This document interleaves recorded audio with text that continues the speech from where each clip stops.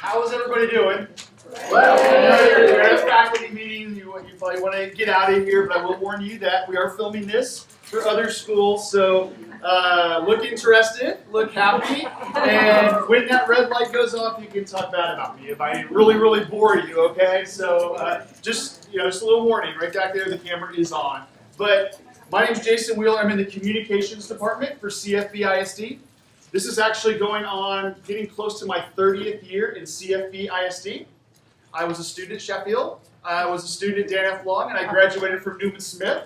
So I went to A&M for 4 years, but I am back, and I was a teacher. Thank you. Can't wait for tomorrow night. But I was a teacher at Dan F. Long for 4 years, and then I moved to R.L. Turner High School, where I was the director of the AMAT Academy for 8 years, and this has been my 5th year, going into my 5th year with the communications department. Absolutely love it. And I also love seeing my students that I taught come back and be teachers. People like Sabrina gave me the gray hair, so you're wondering about the gray hair. But it's always exciting. I go to all these campuses and see all the students that I had, so it's pretty impactful, and that's a story in itself. So thank you for being here. And I like to start off every presentation the same way. I like to play a video, because it just sort of sums up my whole discussion for today. Most of you looking at the room probably will have no clue what this show is, but just bear with me, unless some of you watch it on TBS. All right, so if you did not know, that was the Andy Griffith Show, and it ran during the 60s. It's one of my top 5 television shows of all time, with The Wire, Sopranos, Seinfeld, Andy Griffith, The Shield, in case you're wondering. But I absolutely love the show. Of course, Don Knotts, my favorite character. You also saw Little Ronnie Howard, which is a famous movie director now, so if you can believe that. But the reason why I always show that clip is because back in the 1960s, this was the #1 show on the air. Everybody watched it. Part off because there was only 3 channels, but also because of the hometown feel and the way it made people feel. So back then, products could be advertised on this show, like Post cereal, to 50 million people that watched that show, and people would run out to the grocery store and buy Post cereal. Well, that doesn't happen much anymore. We have fragmented media societies. We have so many different channels. We have the internet, we have social media, we Netflix and chill, that's the cool word to say. But there are so many different channels out there that it has become very hard to communicate professionally in my job, but also just to communicate in general. And the same thing is happening in our schools. Back in the 1960s, when they built a school, when your grandfather would go to school uphill, both ways home and to school in the snow, when they built a neighborhood school by his neighborhood, everyone went out of their house whistling and skipping to go to school. They couldn't wait to go to their neighborhood school.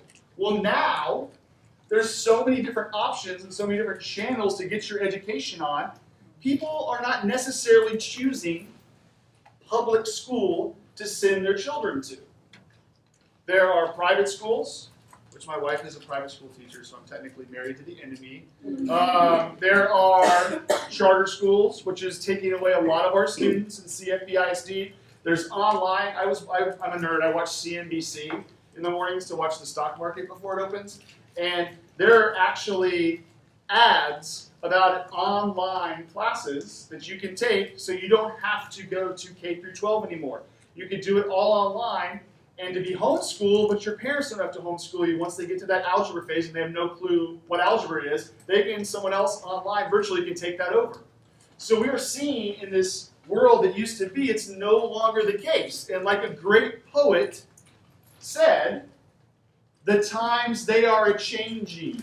So we need to adapt and change the way we're doing things. And that's where you are going to come in, which this school already does an awesome job. So I'm preaching to the choir, but for the new people and maybe some people that have not grasped this social media or this branding experience of your school, I'm going to talk today that we really need help in the communications department, because there's only some of us and there are 40 different schools and centers out there that we need help telling the brand or lifting up the brand of our schools.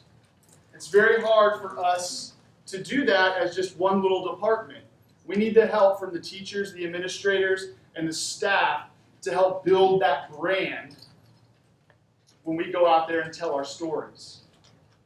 Now, to tell you the truth, I hope I don't lose my job because this is on video, parents do not care, really, about CFBISD as a district. They don't care about anything else except where they are currently sending their child to school and the classroom their child and the teacher they are with. Most parents probably could care less. They might care about the next step, middle school, high school, when they're getting close to those decisions, but on a daily basis, they care exactly what's going on at Central Elementary. They don't really care what's going on at Newman Smith unless they have some other kid there. They don't really care what's going on at another elementary school. They want to know what's going on in Central Elementary. That's why it's so important to build a brand and be a brand ambassador for your school to help tell those stories and to build up the greatness that is Central Elementary. So, everyone probably knows what these logos are, right? Yeah, do that in there. My Wi-Fi's up there every 6 months. But those brands are recognizable, but it's so much more than a logo. It's more about telling your stories. Because the most important thing when you put something out there, a story, or you put out something about the school, is the parents want to know, first off, is there a kid in the picture that you put out there? But they want to know the great things that are happening because they like to go to the baseball game or the soccer game and brag. My son or daughter is doing STEM in library. Can you believe it? I bet your son or daughter doesn't do that. They want to tell the great things out there. We need to give them reasons to tell the great things about Central, great things about your classroom, and the great things, of course, about CFBISD to help save my job. So, when I talk about this, I also want you to realize that not only is this helping the school Central, but it's also building your personal brand. A lot of you have aspirations to become counselors, to become principals. So building a portfolio and showing that you're building this brand for your school is definitely going to be a positive when you go in for your interviews. But some of you are building a personal brand just to sell items on Teacher Pay Teacher or have speaking engagements. My wife has a friend that he sells before AP World starts every year. He's a high school teacher. He sells a flash drive to people online, mails it out for $75 a flash drive of all his lessons through the whole year. So teachers can use it for their lessons, and he advertises the heck out of it on social media. He's building up his personal brand. He made in one day, 24 hours before school started, $75,000 selling his lessons. They're awesome lessons and awesome PowerPoints, but he made $75,000. So what am I doing at night? I'm sprucing up my wife's PowerPoints in Photoshop and putting them on there so she can sell stuff on Teacher Pay Teacher. But he made $75,000. So you're not only building Central's brand, you're building a brand for yourself as well. And the best way to do that, the best way to communicate that now, is through social media. And why do we say social media? Why is it because it's the hip thing out there, everyone's doing it? No, because it's powerful. There are so many people on social media that it's unbelievable the reach and the engagement you can do, and you can drill down. It's not just throwing spaghetti against the wall and hoping someone sees it. You can really narrow down your audience, who you're trying to attract, and especially when you have a classroom, you have that set core of parents that you really can target and attract. So I'll go through this really quickly. I know you guys know already about social media, but Facebook, doesn't matter what people are saying. Oh, no one's on Facebook anymore. Facebook is still the king of social media. My theory or my motto is, as long as people are having kids, and they're having their first steps or their first words, or they're going on their second honeymoon or whatever, people are going to be on Facebook. Because as a society, we love to brag and tell people what we are doing. And we love to share that with family and friends. And that's the core sort of thing that Facebook is really trying to concentrate on, family and friends. So people are on Facebook, if anything, just to brag, but they're there for connections. And they will connect with you if they know you're out there. Then, of course, Twitter. This school does an awesome job on Twitter. It's definitely transformed more into an informational and news type style thing. It goes by so quickly. So Twitter is still very powerful. It's had some hiccups along the way, but it still works very well. But I always tell everybody when I go to these presentations that if you haven't thought at least about Instagram, then you need to start thinking about it. It's the fastest growing social media platform out there. Over 1 billion active users daily. And the reason why it works so well is because of the visual nature of Instagram. And with a school like Central, where English could be sometimes the second language of our parents, right? Being visual and putting your stories out through pictures and video could really help with the engagement with your parents. So this is definitely something to consider. But just overall, we look at this, like I said, I'll go through this very quickly, but you can see some of the frequency of where people are at. Facebook, like I said, is still king. Snapchat is starting to decline a little bit. People are starting to shift over to Instagram, but Snapchat's very powerful. I'm not going to tell you or endorse that for you to use because it can be a little dangerous sometimes and a little confusing, but it is pretty powerful. You can see Twitter is dropped in sort of its strength over the last couple of years, and YouTube is still very popular. But for your parents and your generation that you're trying to get, the millennial generation, you can see this right here, this ban. Even though they say people are banning Facebook, 81% on a daily basis use Facebook. 91% were the younger generation use YouTube. Then Twitter, 40%. And you get into some of the others, Instagram, 64%. So it's a very powerful communications tool. If you're scared to get on social media, or you think that it's bad to be on social media, most people now, especially in the generations that we're trying to attract your parents, are on social media. It's one of the best ways to communicate and the best way to get your message out there. And if I haven't convinced you yet, here's 2013 when they announced the new Pope. That's what it looked like in Rome when they were about to announce their selection. Those are all smartphones, all tablets. That was 5 years ago, all ready to post on social media, Facebook, Instagram. It's a powerful tool. This is how we're communicating. So it's just going to be, I know it's other duties as assigned, but it's something that really probably could help your classroom communication, your engagement with your parents to know what's going on. I always say, my kids come home from school, and I ask them how their day is, and what's the first thing they say? I don't know. Nothing. Well, what did you do in specific class? Science. I don't remember. Nothing. So if you have a picture that parents can pull out of their pocket in their smartphone and say, ha-ha, you did do something in class today. Tell me about this specific moment. Think how powerful that is for a parent to not only engage in the day-to-day process of your classroom, but to engage with their child to hopefully get them excited about what's happening in your classroom. So it's a very powerful tool. So how do you do that? I'll go through this, like I said, hopefully pretty quickly. But you start basically by engaging your audience. You need to find ways that you're going to be engaging. What I mean by engaging is you want people to interact with your content. Back a long time ago, it all is, how many likes can I get on Facebook? How many followers can I get on Twitter or Instagram? Really, the question you should be asking yourself is, how many people share my content and how many people are commenting on my content? Because that really shows the true power of the content that you're putting out there.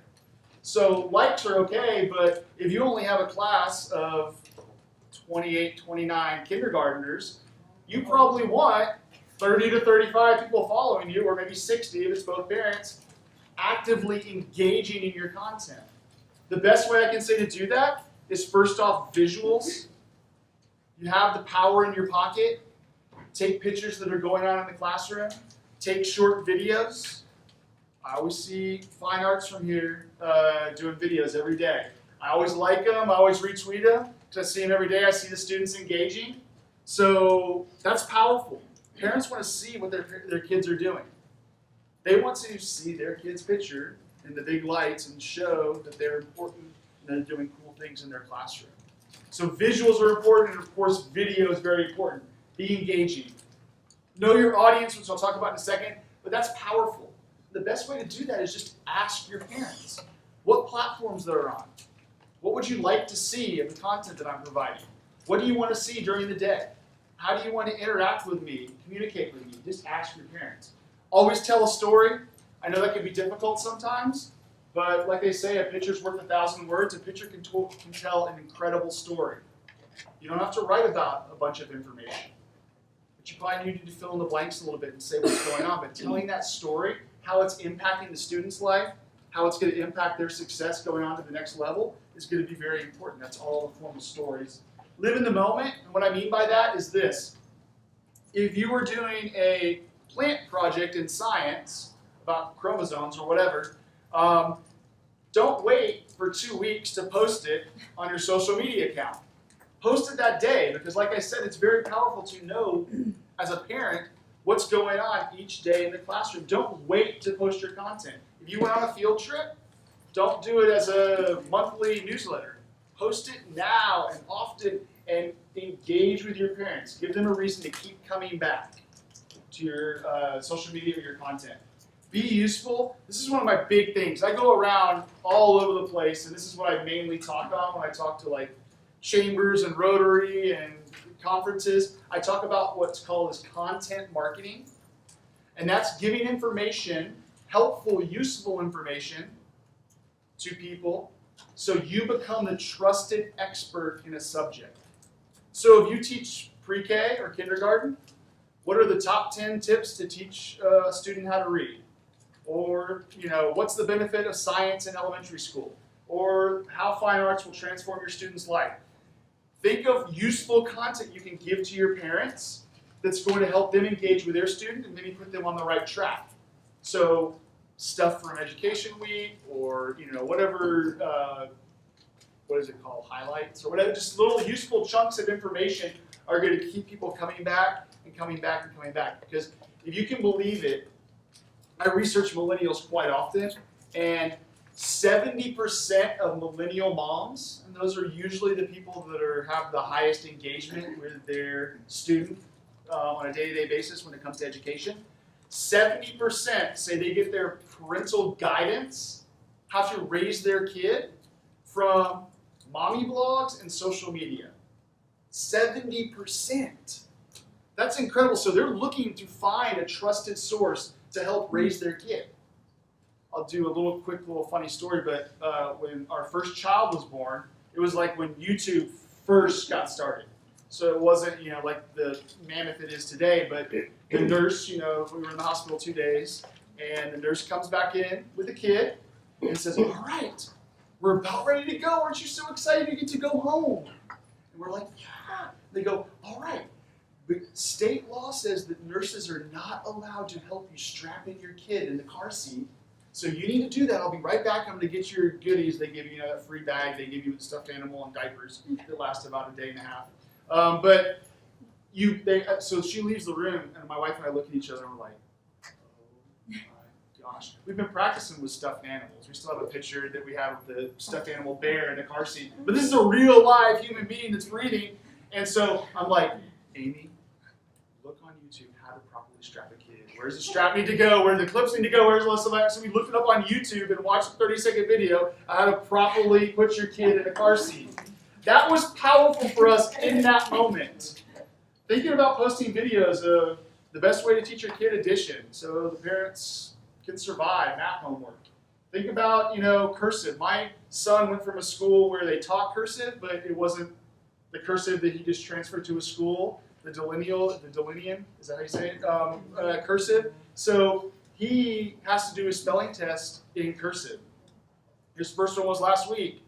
He had to basically memorize how to do cursive in a week to be able to get the full points. So we got a little app, social media, that shows how to write the perfect cursive for each letter and how they connect with other letters, things like that. You type out the word, you can practice doing it that way. So it's powerful.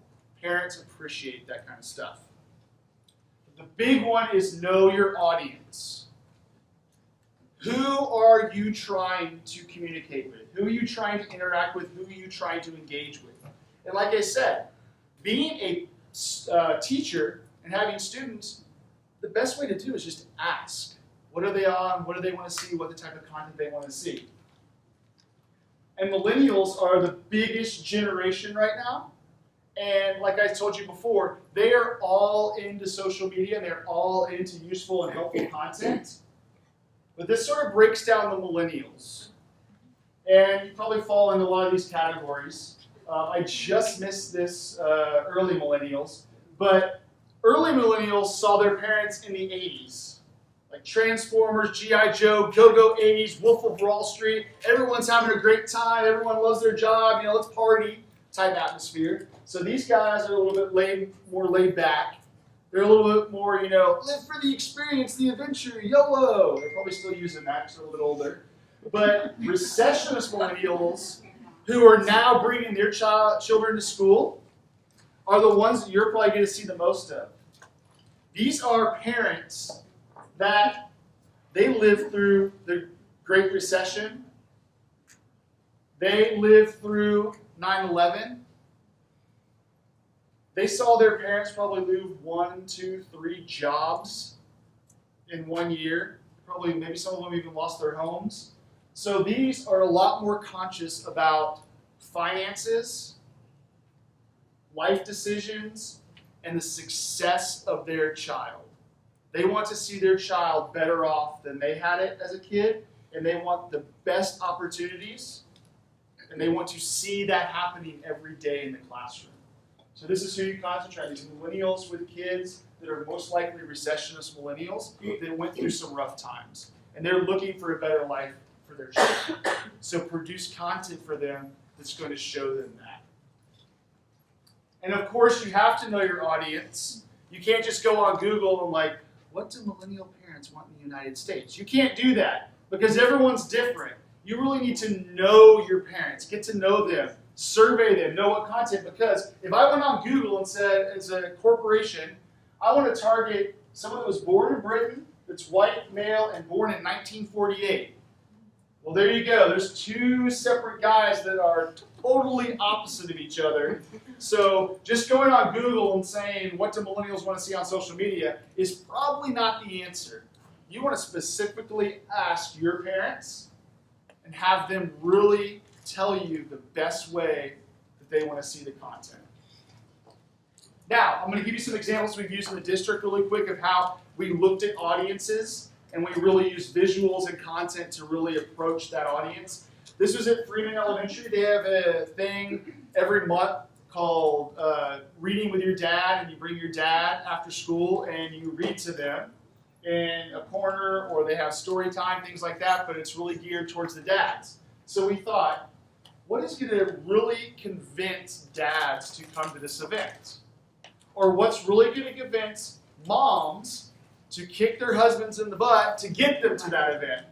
Well, we thought, why not make them a little jealous? So this was the perfect picture that needs no text. This tells a story all in itself. If I bring my daughter to read with my daddy night, she's going to be on my lap, be fully engaged. That's the most loving pose I've ever seen. And I am going to become that dad. So in that moment, they see with this picture that they really want to come to Freeman Reads because you know what? That's going to be me and my daughter. So that's one way to approach an audience. Second way was students. If anyone knows anything about Turner, they have like crazy school spirit. They do all these outrageous things to really get the crowd pumped up. Well, the Lionettes did Thriller as a routine during halftime, and they painted themselves all up, and we got the benefit of this being on Halloween night, so it gave a little bit extra excitement. But all I did was go out there, took a picture of this in the stands, so I told them just to look creepy, and I knew that every one of those girls was going to share this, retweet it, and their parents were going to do it, their brothers and sisters, and everyone in the school that was a friend of these girls was going to do the same thing. It's building engagement by knowing my audience. This, I think, was on Instagram, actually. This is Twitter, but it was originally on Instagram. So that was powerful. I knew my audience. I knew what was going to get them to share. They had crazy school spirit. They love their Lionettes. They love this performance. Share this picture. Boom. It tells a story, but it also is going to be engagement worthy. The last one that I'll brag on is I took that school spirit because not only do the students have school spirit, all the alumni of R.L. Turner have school spirit. So I went over there with my smartphone. That's all I did, is I interviewed 2 or 3 teachers, 2 students, and then I took footage of their pep rally. They have the morning pep rally in the morning, and I took some footage at the game that night. It was homecoming, and all I did was edit it really quickly on my smartphone. It took me 30 minutes to film in total, and like 30 minutes to edit together really quick, and shared it on Facebook. It reached over 50,000 people and was watched 24,000 times.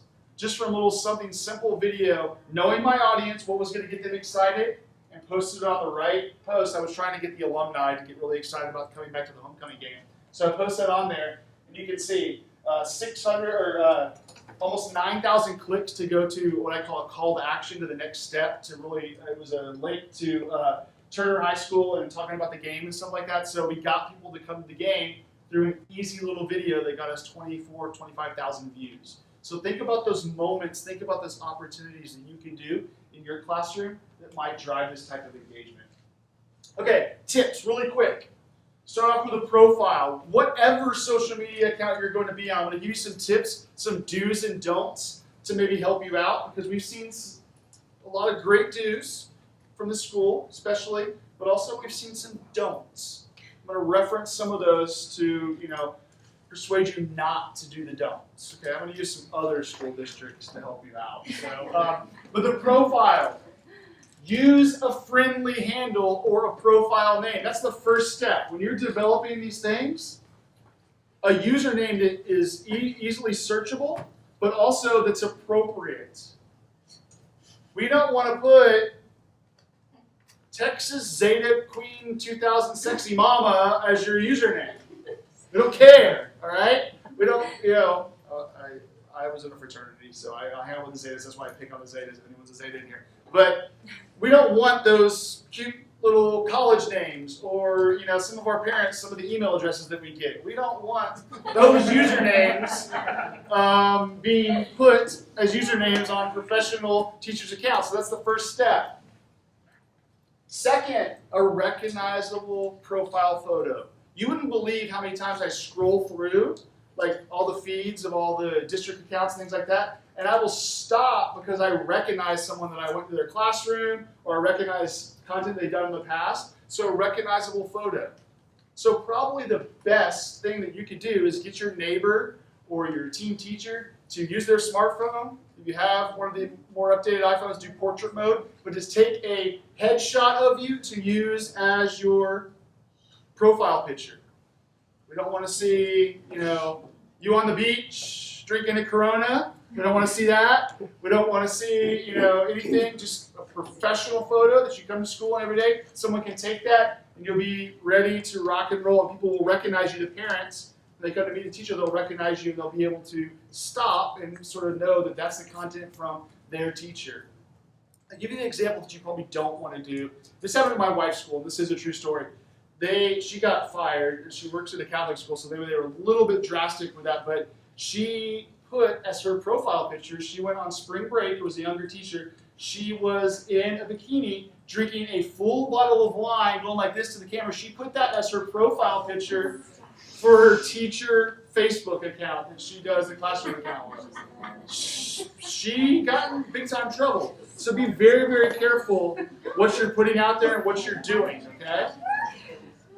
Create a brief bio, because people want to know about you. Create that bio, and if you have a link to a personal blog that you do, or a website that you run, or if you don't have that, link it back to Central Elementary. Get kudos for your school. Content, I already said, pics and video are going to be the most important thing you put out there. It's the highest engagement by far. Live video, if you don't mind making a fool of yourself and doing live videos, that's going to get 20 times more engagement than a regular video that you post on Facebook, Twitter, and Instagram. Live video will drive engagement, and not only will they watch it live, but they'll also watch it during the replay. Those stupid videos I do for the district, me acting stupid, they get 3,000, 4,000, 5,000 views each time I do that. Just going out there and just saying, go Blue Pep Rally, things like that. That works. It works. It really engages your audience. Behind the scene pictures, sometimes the final product is not the best moment of your story. The best moment might be when there's glue dripping all over the kid and he's trying to put together his final product instead of his final product. The behind the scenes stuff, even faculty meetings to show the parents that you are preparing for their child's next day is going to be big and huge on social media. So behind the scene pictures and user generated content, what that means is let the students do it. I know that can be a little bit difficult in elementary school, but I just let the Newman Smith Trans take over the account last week, and the first time they did it, I got like over 1,000 followers when the Lionettes did it on Instagram. This time I got like 150 new followers. User-generated content is awesome because parents are going to care more about that if their child is like Twitter leader, like line leader. You know, they go home, that's the one thing you know about. When they come home from school, I was line leader. What else did you do at school? Nothing. But user-generated content really, really rocks. Hashtags, Instagram, if you're using Instagram, hashtags are a must. I hide those in the comment section so it doesn't look like I'm spamming with a bunch of hashtags. But Instagram, a must. Twitter, I would use probably 3, maybe 4 hashtags. Don't get too spammy. Facebook, they don't work. I know you've been trained to do CFB matters to me. It does not work on Facebook. So I wouldn't even put the hashtags on Facebook. But Twitter, Instagram, big time must. Look up what the trending hashtags are in our area. Did you know you can actually look like in the Carrollton area and look what hashtags are trending? You might see something that could relate to the lesson you're doing or something that relates to the school in general. Local hashtags, like I just said, and then be campaign specific when you use hashtags. If you're doing a cool project or it's the 100th day of school, use that hashtag because that way people can find stuff a lot quicker when they're looking at your content. Okay, last one, engage. This goes a little bit beyond about just posting pictures and stuff. The best thing you can do, this is within 24 hours after you post something, respond to the comments. Respond if someone shares it. Because the more you respond, the more likely they're going to respond. And because of these, what they call algorithms, of these new social media accounts, the more comments and shares you get, the more people are going to see it. So if you comment and encourage more comments, then that's just going to let your content expand and really grow. Mention others, tag people in pictures on Twitter and Instagram, Facebook, tag people, tag your fellow teachers, tag some maybe PTA presidents that are here or parents that are your room moms, tag people. Because if they're tagged, they're more likely to share it and let other people know about it because they feel special. Ask followers questions. Don't wait for comments to be on there. Develop your own comments. Drive engagement that way. And then promote it across all different networks. If you're posting a lot of cool stuff on Instagram, tell people on Twitter. Or tell your school who's running your Twitter account to, I have this awesome Instagram. You should, tweet about me on my Instagram and get more people to look at my Instagram. So look at opportunities where you can brag about your other social media profiles and content.